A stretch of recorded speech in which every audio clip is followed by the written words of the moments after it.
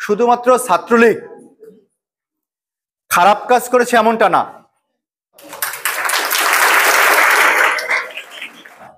আচ্ছা, আপনারা কি বলতে পারেন যে এই যে জনতা কলেজ, এখানে ছাত্রলীগ কি ঢাকা থেকে কেউ এসে করতো? কারা করতো? ছাত্রদল করবে কারা? তাহলে আপনাদের এলাকার মেয়েদেরকে ইপটিজিং করতো কারা? এলাকার ছেলেরা। ভবিষ্যতে কারা করবে? এলাকার ছেলেরা করবেন নাকি? এখন এখান থেকে মুক্তি পাওয়ার উপায় কি? আপনি এলাকার ছেলে, আপনি ছাত্রদল করেন।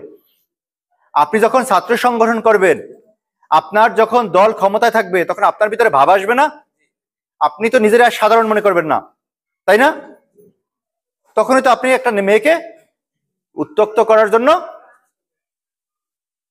নিজেকে খুব শক্তিশালী মনে করবেন, যে আমি যদি উত্ত্যক্ত করি আমার কেউ কিছু করতে পারবে না বা বলতে পারবে না। আমাদের প্রতিশ্রুতি, আগামীর বাংলাদেশে এ ধরনের কোনো ঘটনা কেউ করে রেহাই পাবে না। সে যত শক্তিশালী সংগঠন হোক এবং সে ছাত্রদলের নেতা হোক বা কর্মী হোক, আমরা কি করব? তার বিরুদ্ধে সাংগঠনিক ব্যবস্থা নেব। আর যদি কোনো সাধারণ ছাত্ররা করে অথবা এলাকার কোনো বখাটে করে, তাদেরকে আমরা সবাইকে নিয়ে প্রতিহত করব, তাই না? আমরা আপনাদেরকে এই প্রতিশ্রুতি দিচ্ছি। একই সাথে আপনাদের কাছে অনুরোধ থাকবে, যদি বাংলাদেশ জাতীয়তাবাদী ছাত্রদল এই প্রতিশ্রুতি মতো কাজ করে, তাহলে আপনারাও সেই সব ইতিবাচক কাজে বাংলাদেশ জাতীয়তাবাদী ছাত্রদলের পাশে থাকবেন। আর যদি এই প্রতিশ্রুতির কোনো ব্যত্যয় ঘটে বা ব্যতিক্রম ঘটে, আপনারা তাদেরকে ছাত্রলীগের মতো তাড়িয়ে দেবেন। আপনাদের সেই শক্তি আছে, তাই না? কারণ এই প্রশ্ন করা দরকার নাই, আপনারা প্রমাণ করেছেন সেই শক্তি আপনাদের আছে। আচ্ছা, আর কার কোনো প্রশ্ন বা মতামত? ছাত্রদল সম্পর্কে কোনো খারাপ কিছু শুনছেন অথবা বিএনপি সম্পর্কে খারাপ কিছু শুনছেন, সেগুলো আমাদেরকে জিজ্ঞাসা করতে পারেন, মতামত দিতে পারেন নির্ভয়ে। জি বলেন। বাংলাদেশের নারীদের শিক্ষা ব্যবস্থার ক্ষেত্রে প্রথম অগ্রণীর ভূমিকা রেখেছিলেন দেশনেত্রী বেগম খালেদা জিয়া।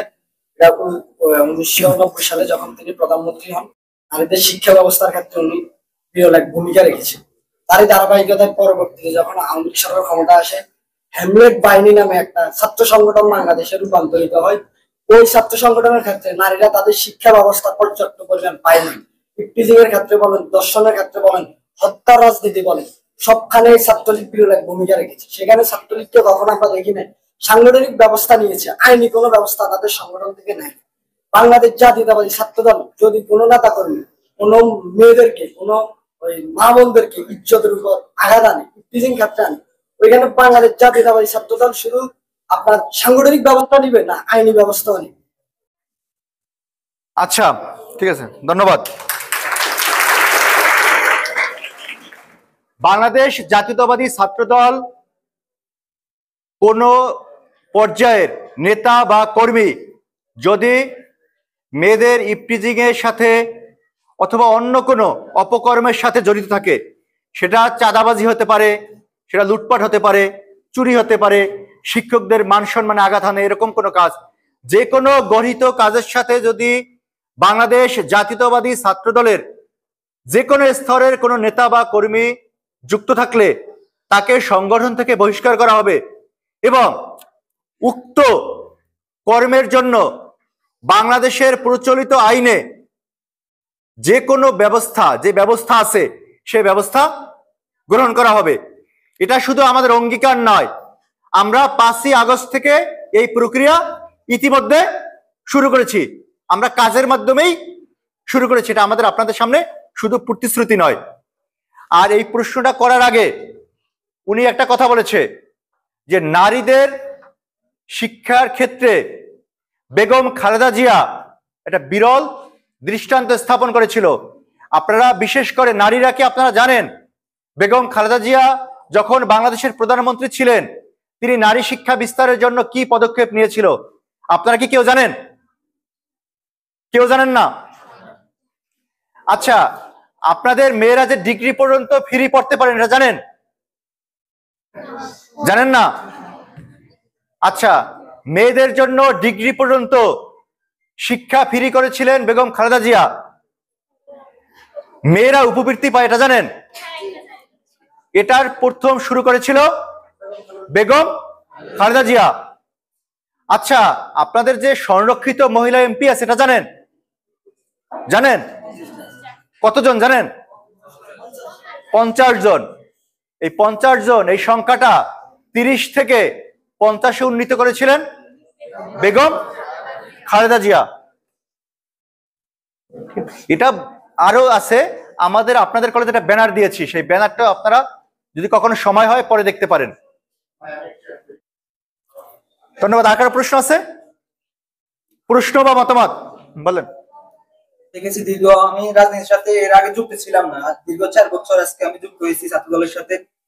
তো এর পূর্বে মানে কি কাহিনী হয়েছে ওইটা আমরা নিশ্চয়ই দেখিনি, কিন্তু শুনছি আমরা। এরপর জনতা ডিগ্রি কলেজে আসার পরও আমরা দেখেছি ছাত্রলীগ কিভাবে সাধারণ শিক্ষার্থীর উপর মানে ইয়েটা করছে আর কি, নৈরাজ্য সৃষ্টি করেছে। তো আমরা চাই আর কি কলেজ থেকে আমাদের রাজনীতিটা কিভাবে মানে উদ্যোগতি নিয়ে যাওয়া যায়।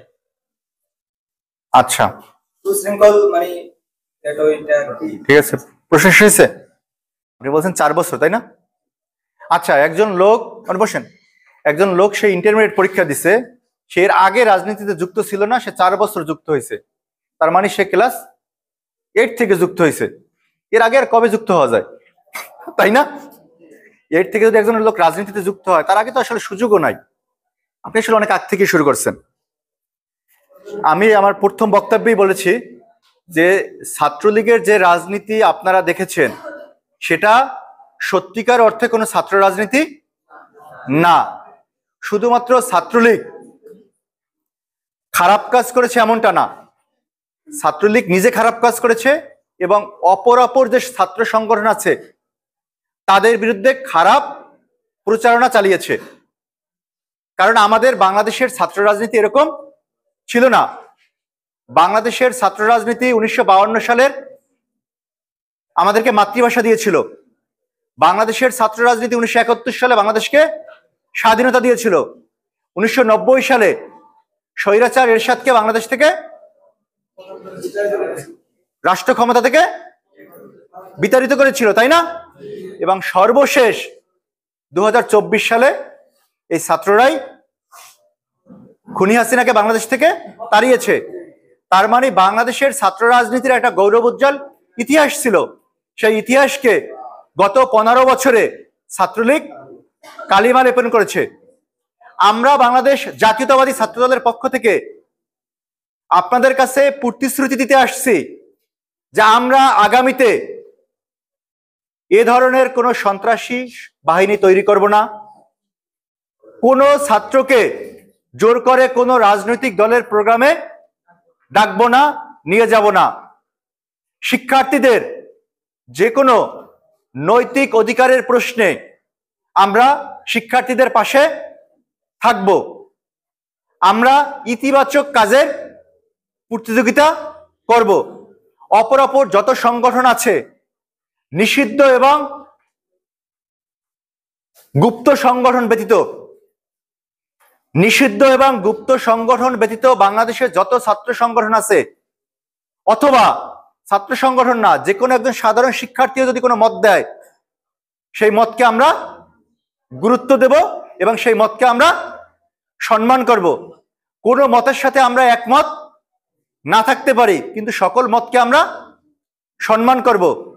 আমরা প্রতিশ্রুতি দিচ্ছি কোনো নারীর আর ইফটিজিংয়ের শিকার হবে না। এই ঘটনায় যদি কেউ জড়িত থাকে, বাংলাদেশ জাতীয়তাবাদী ছাত্রদল সাধারণ শিক্ষার্থীদের নিয়ে তাকে প্রতিহত করবে। এরপর প্রশ্ন থাকে, বাংলাদেশ জাতীয়তাবাদী ছাত্রদলের কোনো কর্মী বা নেতা যদি এই ধরনের ঘটনার সাথে জড়িত থাকে, তাহলে বাংলাদেশ জাতীয়তাবাদী ছাত্রদল তাকে সংগঠন থেকে বহিষ্কার করবে এবং উক্ত ঘটনায় আইন অনুযায়ী যে ব্যবস্থা গ্রহণ করা সম্ভব হয় সে ব্যবস্থা নেবে। আপনারা জানেন কিনা, আপনাদের জ্ঞাতার্থে আমি বলছি, বিগত 5ই আগস্টের পর আজ অবধি এ ধরনের ঘটনার জন্য বাংলাদেশ জাতীয়তাবাদী ছাত্রদল একাধিক কর্মীর বিরুদ্ধে মামলাও করেছে এবং তাদেরকে সাংগঠনিকভাবে দল থেকে বহিষ্কার করেছে। এই যে বক্তব্য দিলাম, এই বক্তব্যকে আমি যদি খুব সংক্ষেপে বলি, বাংলাদেশ জাতীয়তাবাদী ছাত্রদল আগামীতে ইতিবাচক কাজের প্রতিযোগিতায় থাকবে এবং আপনাদের সাধারণ শিক্ষার্থীদের যে কোনো অধিকারের প্রশ্নে আপনাদের পাশে থাকবে এবং একটি সন্ত্রাসমুক্ত নিরাপদ ক্যাম্পাস আপনাদেরকে উপহার দেওয়ার প্রতিশ্রুতি দিচ্ছে। ধন্যবাদ।